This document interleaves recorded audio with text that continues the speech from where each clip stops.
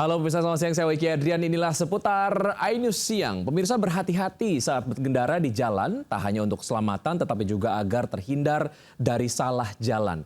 Akibat tak memperhatikan rambu, seorang pengemudi ojek online terekam amatir masuk ke dalam tol Jakarta Cikampek dari arah Jakarta menuju kota Bekasi.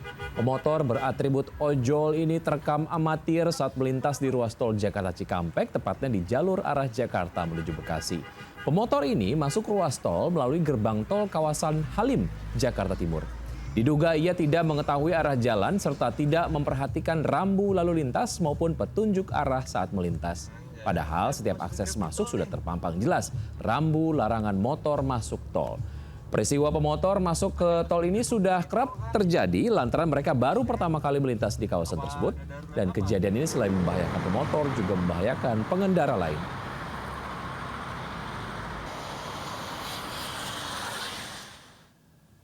Warga panik hingga berlarian keluar rumah usai mendengar ledakan seperti bom saat api melalap stasiun pengisian bahan bakar LPG atau SPBE di kota Bekasi, Jawa Barat. Akibat ledakan itu 15 orang karyawan SPBE dan warga menjadi korban dan menderita luka bakar 60 hingga 70%.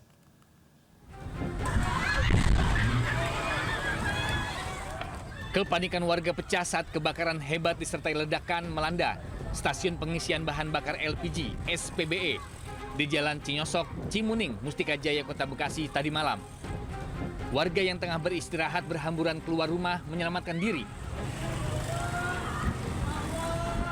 Dugaan awal pemicu kebakaran karena adanya kebocoran gas saat pengisian tabung ke utama. Petugas damkar segera ke lokasi untuk melakukan pemadaman. Namun besarnya kobaran api dan banyaknya bahan mudah terbakar menjadi kendala saat proses pemadaman. Proses pemadaman dilakukan menggunakan foam dan deterjen untuk mempercepat proses pemadaman. Akibat kejadian ini, 15 orang terdiri dari karyawan SPBE dan warga jadi korban dengan luka bakar 60 hingga 70%. Seluruh korban dibawa ke Rumah Sakit Satria Medika dan RSUD Dr. Hasbullah Abdul Majid.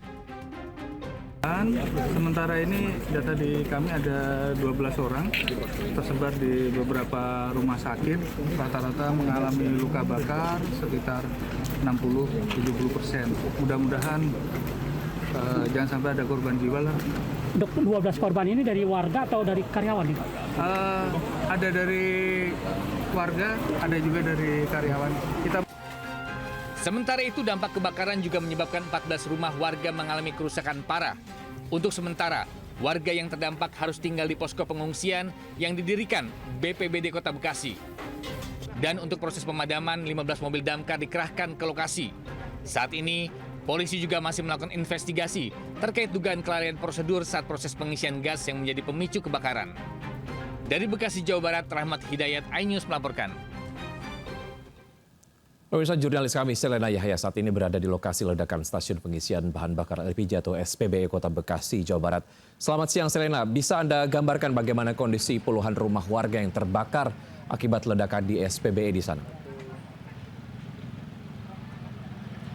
Ya, Wiki dan juga pemirsa, saat ini situasi terkini di SPBE Cimuning, Mustika Jaya, Kota Bekasi, kini terlihat sangat banyak adanya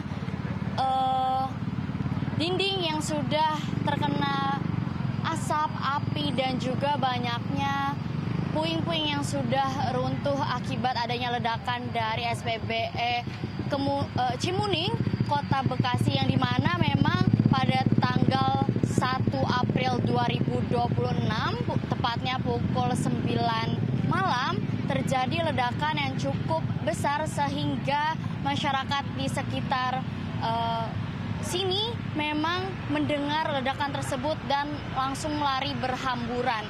Kemudian adapun warga yang terdampak pada kejadian ini ada sekitar 14 orang, yakni mengalami luka bakar yang cukup parah di angka 50% ke atas.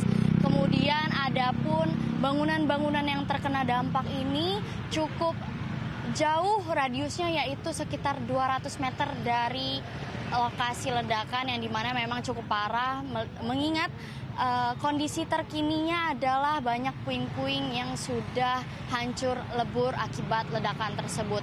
Dan adapun korban yang mengalami luka berat atau luka bakar telah dirujuk ke rumah sakit terdekat, yakni RSUD dan juga rumah sakit swasta yang ada di Kota Bekasi, lebih tepatnya yang lebih dekat dari Cimuning Mustika Jaya ini. Kemudian nantinya juga pemerintah Kota Bekasi akan memberikan perhatian yang dimana akan dibantu dengan adanya BPJS agar pemulihan korban bencana ini, korban kejadian ini agar cepat pulih kembali. Begitu, Wiki.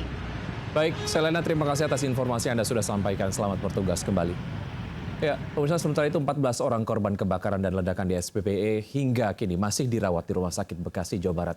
Biaya penanganan korban di rumah sakit ditanggung pihak PT Pertamina Patraniaga dan pemerintah Kota Bekasi. Seluruh korban ini umumnya menderita luka bakar akibat ledakan SPBE PT Indogas Andalan Kita di Jalan Cinyosok, Cimuning, Mustika Jaya, Kota Bekasi tadi malam. Korban dirawat di Rumah Sakit Permata Bekasi, Mustika Jaya. Saat ini 1 orang masih berada di ruang IGD dan akan dipindahkan ke ruang rawat inap. Sementara 1 orang lainnya menjalani perawatan di ruang ICU akibat luka bakar yang cukup parah. Korban mengaku saat kejadian api cepat merembet sehingga tidak sempat menyelamatkan diri.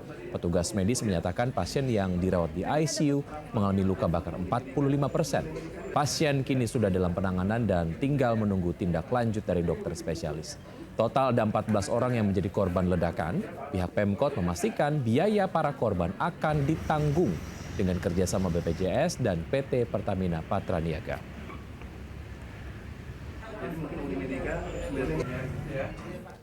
Beralih ke informasi lain, pemirsa, gempa magnitudo 7,6 mengguncang Sulawesi Utara dirasakan kuat di Manado, Bitung, Ternate hingga Maluku. Ratusan bangunan rusak, bahkan gedung Gor Konisario baru di Manado roboh, menewaskan seorang penjaga kantin.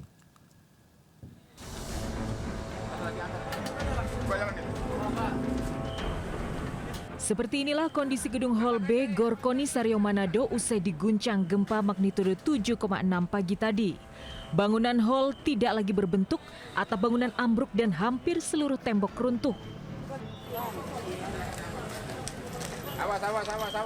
Bangunan ambruk menimpa seorang penjaga kantin hingga tewas. Menurut saksi mata, korban sempat melarikan diri saat gempa mengguncang. Namun baru sekitar 3 meter berlari, korban tertimpa bangunan runtuh. Durasi sekitar kalau dia 6 menit mungkin menit ketiga itu dia situ rumbuh. Kalau dia sempat lari dari sana keluar dari rumah, tapi sekitar 3 meter sudah tertimbun dia dengan runtuhan dia.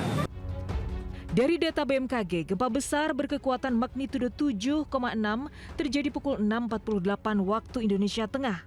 Saat warga bersiap beraktivitas di pagi hari.